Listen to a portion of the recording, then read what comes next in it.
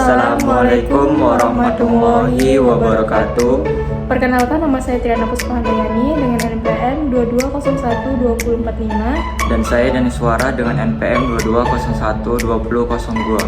Nah, di sini kami akan menjelaskan tentang simbol terminal, non-terminal, lalu aturan produksi, dan yang terakhir adalah hierarki Chomsky.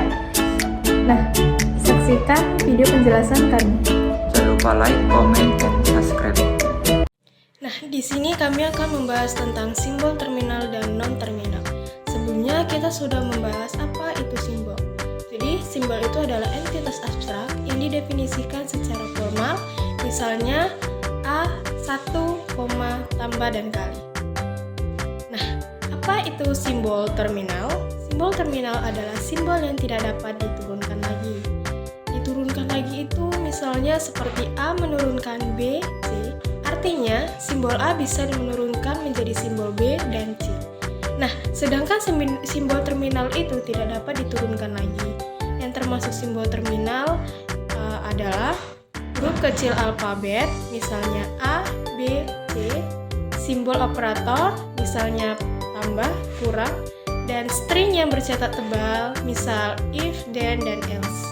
Biasanya ini disebut dengan keywords. Nah, sekarang apa itu simbol non-terminal?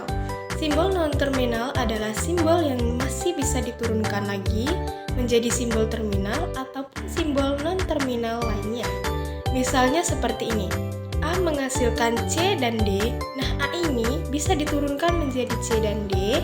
Yang termasuk simbol non-terminal adalah huruf besar alfabet, misalnya B, C, huruf S sebagai simbol awal, string yang bercetak miring, misalnya export dan stand. Pada umumnya kita akan menggunakan simbol besar alfabet.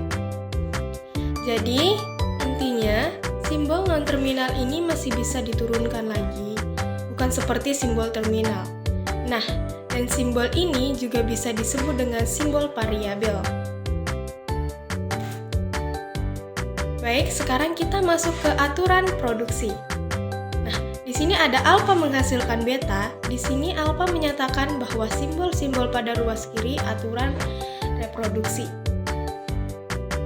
Sedangkan beta menghasilkan pada ruas kanan aturan produksi. Nah, simbol ini dapat berupa simbol terminal ataupun non-terminal. Dengan menerapkan aturan produksi, suatu tata bahasa bisa menghasilkan sejumlah string. Himpunan string tersebut adalah bahasa yang didefinisikan oleh tata bahasa tersebut. Nah, di sini ada dua contoh dari aturan produksi, yaitu T menghasilkan A atau T menurunkan A. Nah, contoh yang kedua itu adalah E menghasilkan T atau E menghasilkan T ditambah E. Nah, garis di tengah ini bisa disebut dengan atau.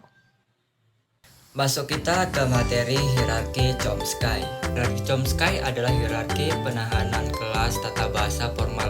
Setiap kelas tata bahasa menghasilkan kelas bahasa yang sesuai dan diurutkan dalam struktur hierarki. Selanjutnya pada hierarki Chomsky terdapat grammar. Tata bahasa atau grammar didefinisikan secara formal sebagai kesimpulan dari himpunan-himpunan variabel, simbol-simbol terminal, simbol awal yang dibatasi oleh aturan-aturan produksi. Kemudian ada 4 tingkat tata bahasa menurut Chomsky. Yang pertama itu tipe 0 yang disebut unrestricted grammar. Yang kedua tipe 1 context sensitive grammar.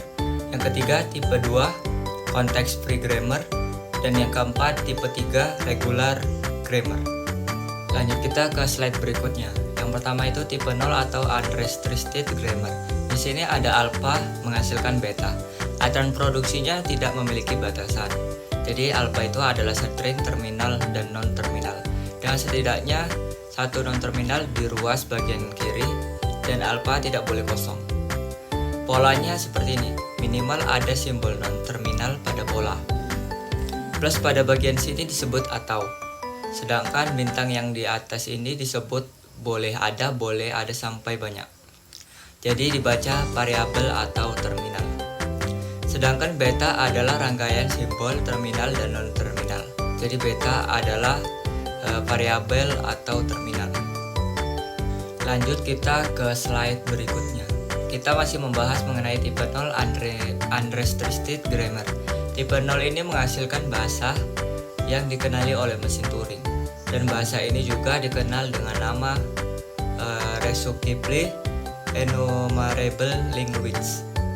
Contohnya dari penerapan ini, yang pertama ini ada satu simbol non-terminal, maka ini terpenuhi. Yang kedua ini ada simbol non-terminal juga, maka ini terpenuhi. Yang ketiga ada dua simbol non-terminal, maka ini terpenuhi juga. Lanjut kita ke slide berikutnya.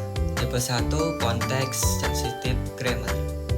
Yang pertama itu adalah aturan produksinya sama dengan tipe 0, namun di sini ada pengaturan tambahan yaitu jumlah simbol di ruas kanan lebih kecil atau sama dengan jumlah simbol di ruas kanan. Yang kedua, aturan S menghasilkan logo epsilon. Ini diperbolehkan apabila jika S tidak muncul pada ruas kanan. Setiap aturan biasanya memiliki beberapa aturan produksi di dalamnya. Maka jika S ini tidak muncul di ruas kanan dari sederet aturan semua produksi yang ada, maka diperbolehkan memiliki produksi seperti ini. Lanjut kita ke slide berikutnya. Kita masih membahas tipe 1 Context Sensitive Grammar, menghasilkan bahasa yang dikenali oleh linear bound automata. Ini minimal ada satu simbol variabel dan ini tidak lebih besar dari ruas kanan, maka ini terpenuhi. Kemudian yang kedua ini minimal ada satu simbol variabel dan jumlahnya lebih kecil dari ruas kanan, maka ini terpenuhi juga. Kemudian ini ada simbol satu variabel jumlahnya sama-sama ruas kanan, maka terpenuhi. Tipe 1 ini sama dengan tipe 0, hanya saja peraturannya saja yang beda. Lanjut kita ke slide berikutnya. Tipe 2 Context Free Grammar. Aturan produksinya sama dengan 0, namun sisi kiri hanya diperbolehkan memiliki satu variabel non-terminal seperti ini. Dan beta tidak memiliki batasan. Alpha adalah sebuah simbol non-terminal, sedangkan beta adalah dapat berupa rangkaian atau simbol terminal, non-terminal atau E. Kemudian kita lanjut ke slide berikutnya. Kita masih di tipe 2 Context Free Grammar. Kita akan membahas contohnya, menghasilkan bahasa yang dikenali oleh non-deterministic pushdown automata. Contohnya, yang pertama ini ada satu variabel dan ini terpenuhi. Kemudian ini ada satu variabel juga, maka ini terpenuhi. Yang ketiga ini ada satu variabel, maka ini terpenuhi.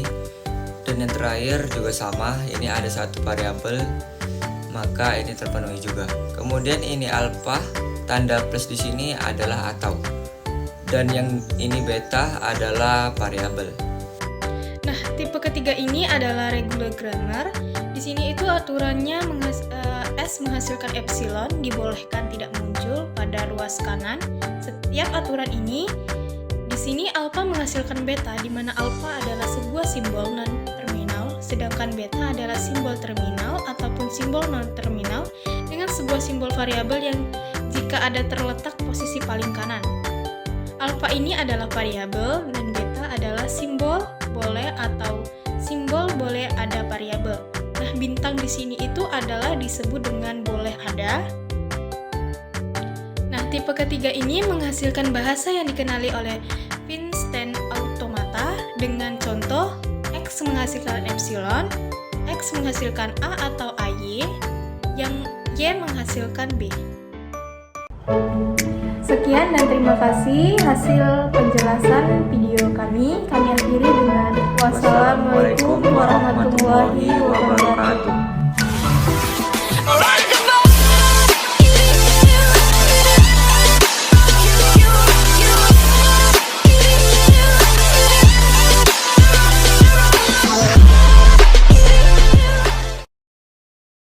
Behind the scene.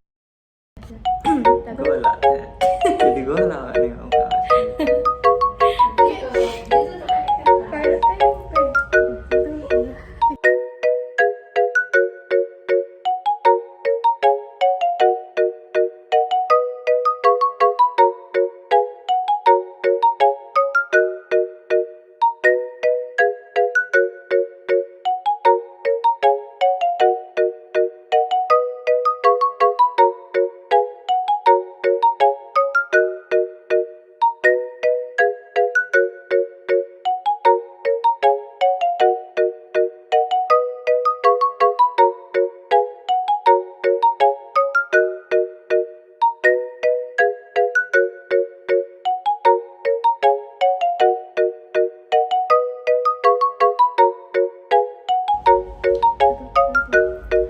Wassalamualaikum warahmatullahi wabarakatuh. Lucu, Kak.